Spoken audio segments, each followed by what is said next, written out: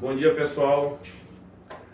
Estou aqui para apresentar meu trabalho de Fundamentos Filosóficos e Sociológicos da Educação. Me chamo Paulo José da Silva Mesquita. Enfim, vou falar sobre a concepção de ser humano. A concepção de ser humano abrange 4 aspectos chaves: o biológico, o evolutivo, o filosófico, metafísico, o cultural, social e o moderno, tecnológico. Quanto ao aspecto biológico evolutivo, o homem se concebe em espécie Homo sapiens, um primata com evolução cerebral superior, corpo dotado com tronco ereto para manipulação de ferramentas, com nossas mãos, né? Consciências da própria morte, algo raro na natureza. Geralmente os animais não têm consciência da morte, né? Quanto ao aspecto filosófico metafísico, o homem se concebe como animal racional e político, uma união de alma, espírito e corpo. Para plantar o dualismo, alma, essência separada do corpo físico, e o existencialismo, um ser livre que se define por suas escolhas e ações, vivendo em constante processo de construção. Quanto ao aspecto cultural, social, o homem se concebe como portador de cultura, linguagem, música e diversas expressões. Forma-se em sociedade, reproduzindo valores e modo de vida, e tem capacidade de criar civilizações, cidades e registrar a história. Geralmente nenhum animal social que vive aqui no planeta Terra não tem essa capacidade, né? Somente o homem.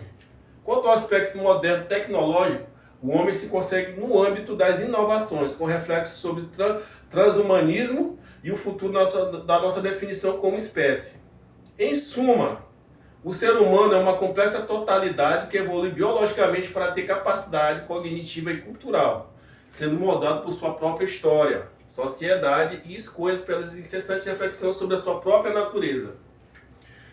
Quanto aos valores, embora alguns valores sejam culturalmente construídos e variem entre sociedades, existem princípios considerados universais, existenciais para a condição humana, respeito por si mesmo e pelos outros, honestidade, integridade, liberdade e autonomia, justiça e igualdade, solidariedade e generosidade, empatia e compaixão, responsabilidade, paz e harmonia.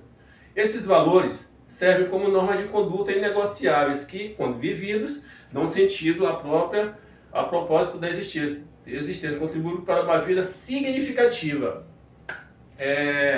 A concepção de ser humano e a epistemologia, teoria do conhecimento, estão intrinsecamente ligados, pois a visão que se tem sobre a natureza humana influencia diretamente como se entende a origem, a validade e os limites de conhecimento.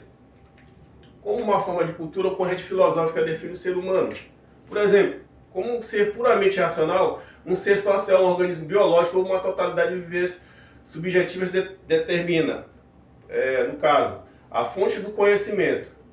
Se o ser humano é essencialmente um ser racional, como no racionalismo, a razão e as ideias inatas são vistas como a principal fonte de conhecimento válido.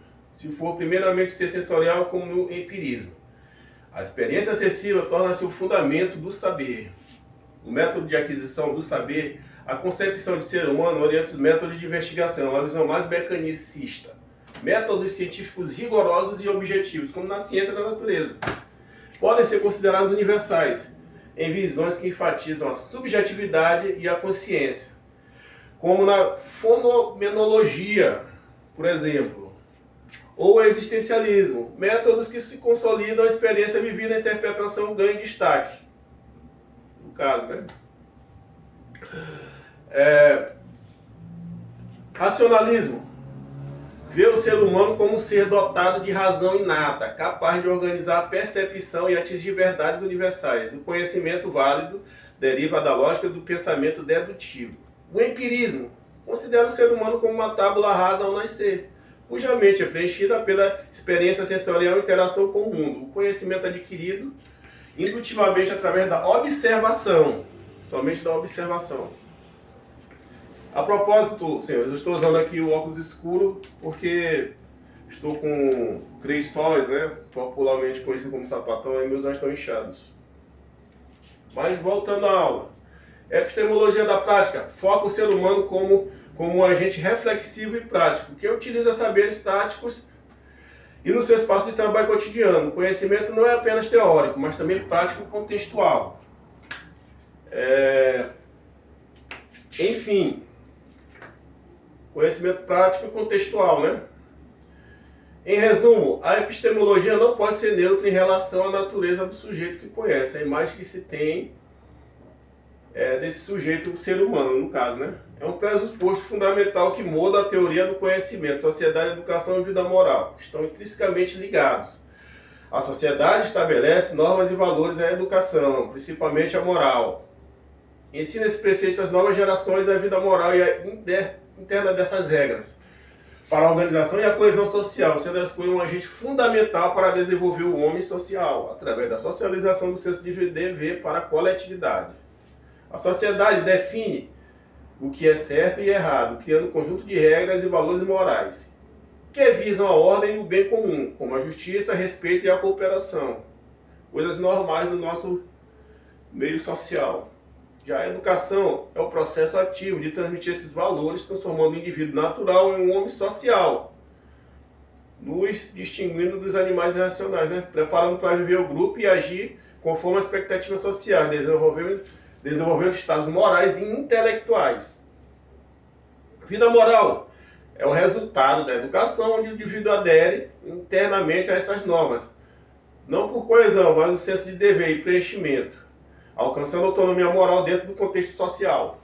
Para Emily Durkheim, função da escola para Durkheim, a escola tem um papel moral vital, pois inculca à criança os valores e normas que mantêm a sociedade unida, garantindo a coesão social e a disciplina. Caráter social da moral, a moral não é inata, mas aprendida. Ela é um produto social pelas gerações adultas e novas gerações, como sistemas de regras para a conduta e assegurar a vida coletiva.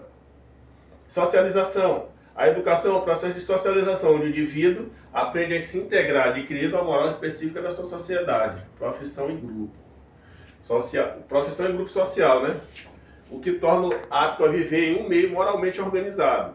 Em resumo, a sociedade cria a moral, a educação a ensina. E a vida moral é a adesão a ela, sendo a educação moral a ponte essencial para a formação do indivíduo e manutenção da harmonia social. Sociedade, educação e emancipação são conceitos interligados, onde a educação visa criticamente o meio para a libertação individual e coletiva das opressões sociais. Então, essa é minha apresentação sobre o trabalho e agradeço a todos. Obrigado, professor, obrigado aos telespectadores.